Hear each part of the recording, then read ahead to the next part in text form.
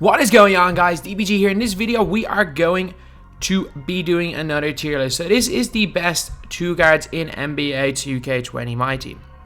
So lads, we're not going to have any small forwards to play down or point guards that can play the 2. So just going to be people that have primary position of 2 guard. So yeah, a lot of really good players right here. A lot of very solid players. But in general, the 2 guard is the weakest position. I would say most of the time you will see people using small forwards at 2 guard, but there is a couple of elite 2 guards in this game. However, in general, I was looking at it like there is going to be significantly less on this tier list because, again, I don't want to put in some really bad players, and the fact that, yeah, it is just a weak position. It is just straight up a weak position. So now we're going to start with Jeff Malone. So Jeff Malone, also lads, I probably will forget some of your favorites, and yeah, let's just go with this one. So Jeff Malone, at the point guard position, he's pretty okay. He's got a fantastic release, base 38, but B tier. The reason why I'm going to put him B tier and not higher is that 1, he can't play the 2 guard.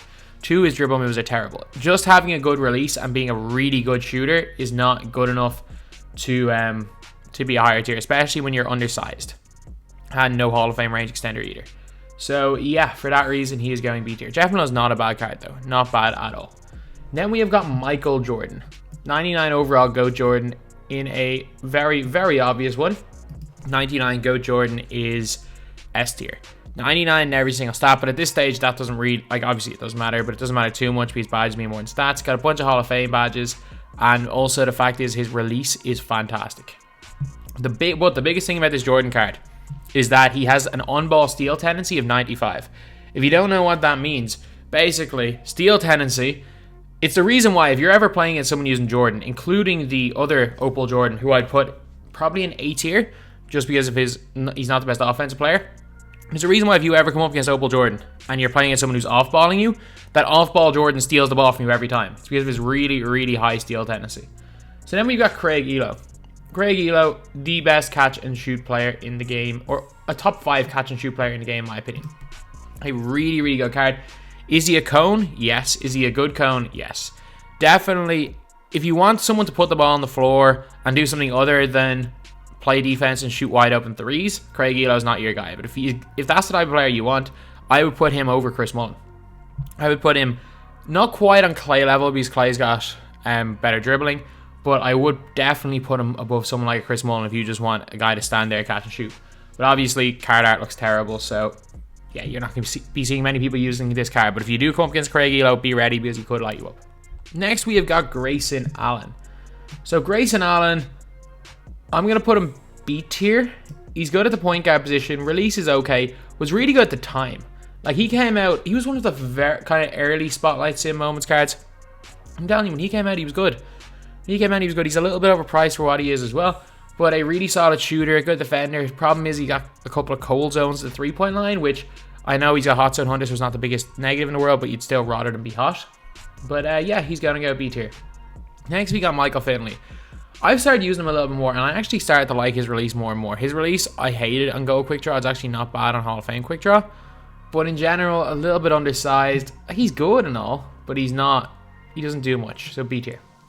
Kobe Bryant. No question about it right now is S tier. If you guys don't know, Kobe Bryant, they changed his release, lads. They changed his release. They took away the hitch. They fixed Kobe Bryant. They fixed him. They actually went and fixed this card. So there is no question about it that Kobe is an S tier now. There is no question about it right now that Kobe is a top tier 2 guard. You may even say that Kobe is better than Nick Batum right now. You can even make that argument right now. But yeah, so obviously Kobe's better before people think I'm actually serious with that. Now we're on to Tim Hardaway. So Tim Hardaway Jr. is pretty good card. Again, not the greatest defender. He was good. He was a lot better for the time than he is now because there's a lot better, like, I'm going to put him B tier. He's definitely not lower than B tier. The reason why I'm going to put him B tier is that he's not a specialist like Craig Elo.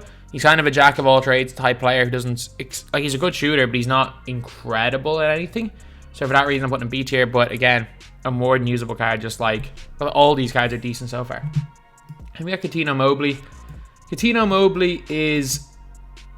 I'm going to move... if he could play point guard, he'd be a lot better, but he's just too small to play at the 2. He's better than Jeff Malone, but you can't really play him at the 2 because of how small he is. At the same time, Jeff Malone, you can't really play Jeff Malone at point guard if they run the Giants, so yeah, I'm going to move Jeff Malone down 1 tier as well. And move both of these guys down to C tier. Both of them have got really nice releases. Both of them are really good shooters.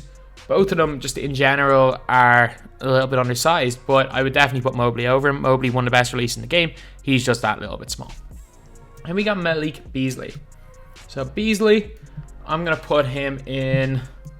Like, he's a 3-and-D player. He's a solid player, but is only solid good enough to be put above C tier? Not really.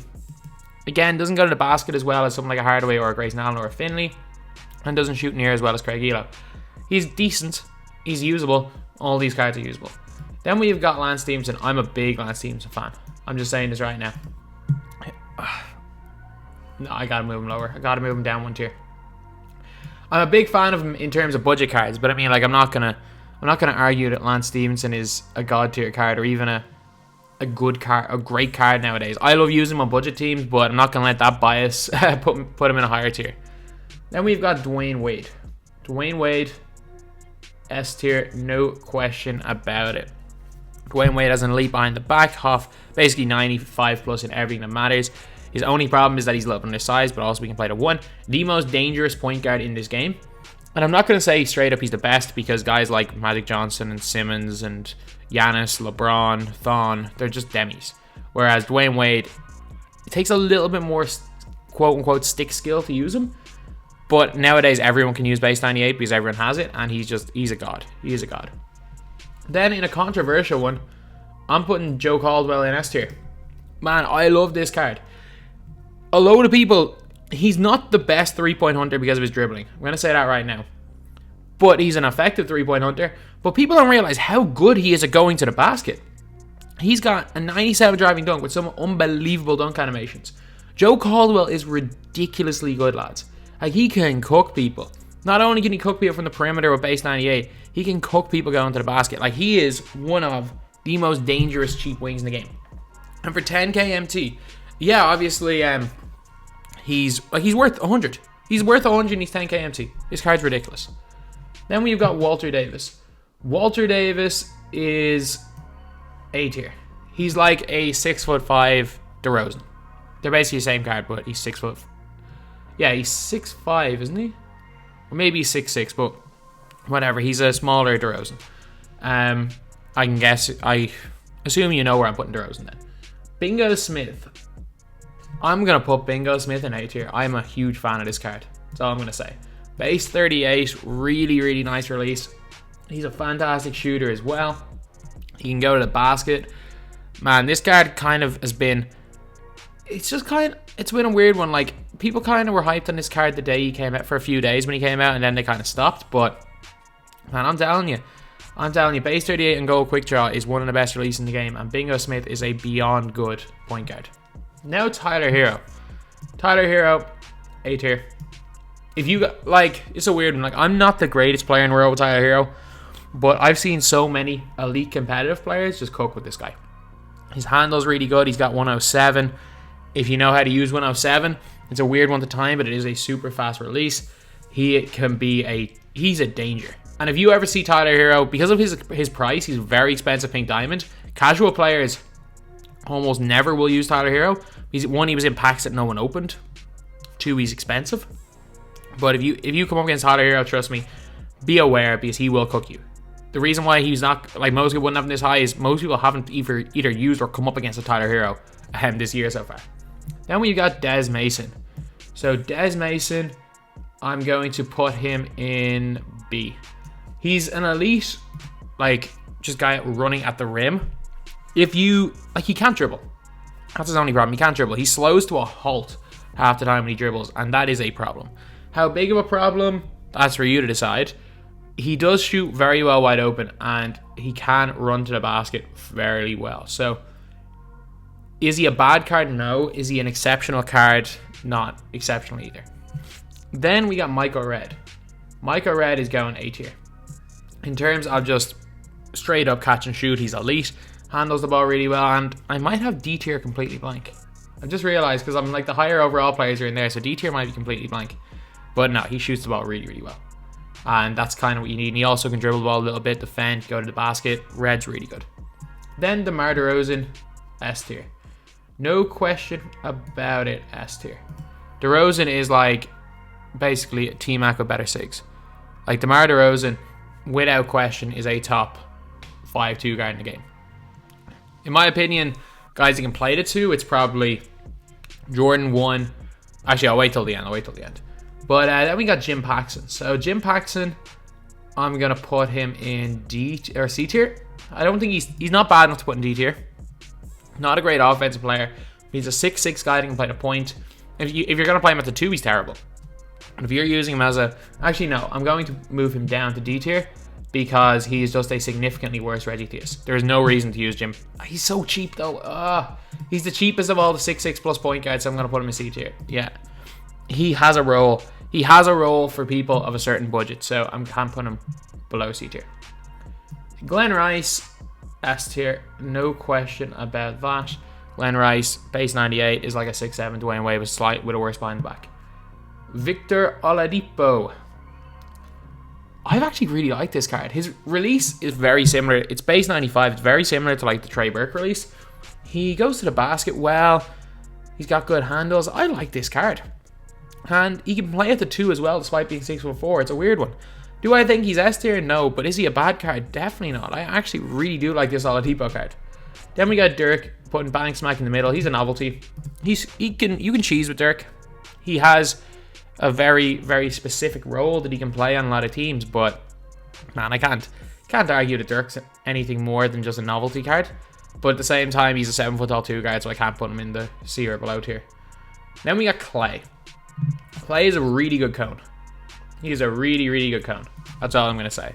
He's a really good cone. Like, he shoots the ball well. He can dribble a little bit, but like you're not gonna create a shot with Clay.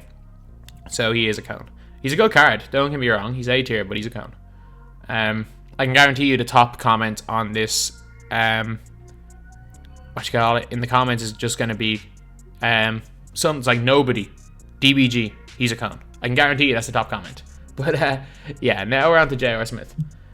This is a close one between S or A. I'm going to go S in a very, very close one. I'm going to go S. I think he's probably between him or Caldwell for the worst in S tier so far. But an elite shooter. He's actually got really nice handles. They fixed his dribbling, so he's no longer just a worse Des Mason. Can play point guard position, 6'6", a really, really solid card. Then we got Mitch Richmond. I'm going to put Mitch Richmond A tier, even though I loved him when he came out. When Mitch Richmond came out, like, he could score, he could shoot the lights out. He's just 6'5" and a little bit small. And like, is he much better than Oladipo, especially with the secondary position of small forward? Probably not. If he could play point guard, he probably would be an S tier, but he's only okay. Devin Booker, C. He's like Des Mason without the dunking. Devin Booker can shoot the ball wide open. That is all. That is all he does. And you know who else shoots the ball wide open? Cuttino Mobley, Jeff Malone, Lance Stephenson, Malik Beasley, Jim Paxson. They can all hit wide open. Although, to be fair, Paxson can't shoot like Booker can shoot. But Booker can shoot the ball really well. But trust me, there's a reason why no good players use Booker. He's just, that's it. He is a cone who can't dribble. There is no reason to ever put this guy in your squad. Okay, then we got Liquid Richard. Liquid Richard, in my opinion, is Clay, but 2 inches smaller. So I'm going to put him in B tier, but he'd be like a high level B tier. Donovan Mitchell, B. I don't like Donovan Mitchell, but he's not terrible. Like, you can't say that Donovan Mitchell's terrible, because he's not. He's just like your bang average dunking 2 guard, a much worse Victor Oladipo. Then Jamal Crawford. Jamal Crawford's going A tier. The reason for that is, again, he's got handles with Trey Burke base and he can 3-point hunt. He's a really underrated player. Like, if you ever see Jamal Crawford going down to like, there's no real reason to use him anymore because Dwayne Wade Diamond exists, but if Crawford at any stage, or if they release a pink Diamond Crawford with half range and half quick draw and half clamps, like, that card will be insane. Like, that card would be more than usable, and a lot of people are going to use it. But Crawford's probably a little bit too expensive for what he's worth, but still a good card. Okay, so now we're on to Clyde. I hate Clyde Drexler. I'm just saying that right now. He's going B tier. And also, I'm not a fan of James Harden. He's going B tier as well. Clyde is base 8, a release that I really don't like this year. Dunking and Aldo is good, but I'm just not a fan of his release. Like, I wouldn't take Clyde over a Michael Finley, to be completely honest. Dribbling's alright. Like, he's an alright card, but it's not the biggest fan. Harden, there is something about Harden.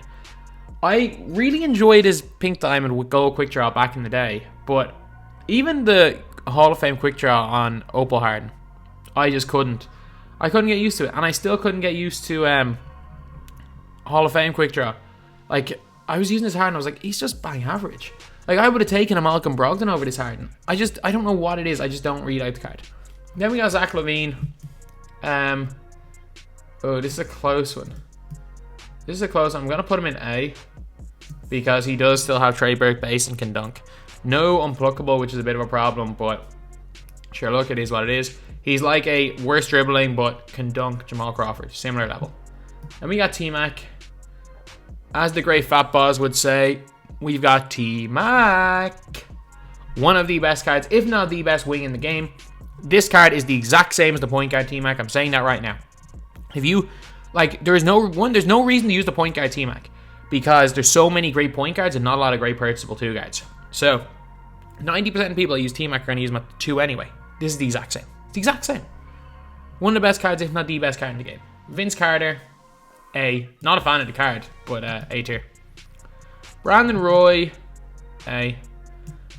No unpluckable, but that is literally the only bad thing about this card. He's going A tier. And then Ray Allen, a slightly worse Mitch Richmond, A tier as well. So there's a lot of solid 2 guards. When we're looking at the exceptional ones, it's really like the God tier 2 guards. It's really these 3 guys right here and these 2. In terms of and T-Mac. In terms of purchasable 2 guards, Tracy McGrady is by a mile out on his own as the significant best purchasable 2 guard. And realistically, top 5 2 guards in the game are probably Jordan, T-Mac. Actually, no, it's probably Jordan, Wade, DeRozan, Glenn Rice, T-Mac, and then probably Kobe in positions. And then you have to think about Rudy and Paul George as well. Anyway, yeah, that is pretty much it. So anyway, no D tier at all. That's the video. Thank you guys for watching. Please like, comment, and subscribe. I think you only love me cause I'm poppin'. This a layup, this a rebound, then it's robbing. Tyson with the fade, not the air, my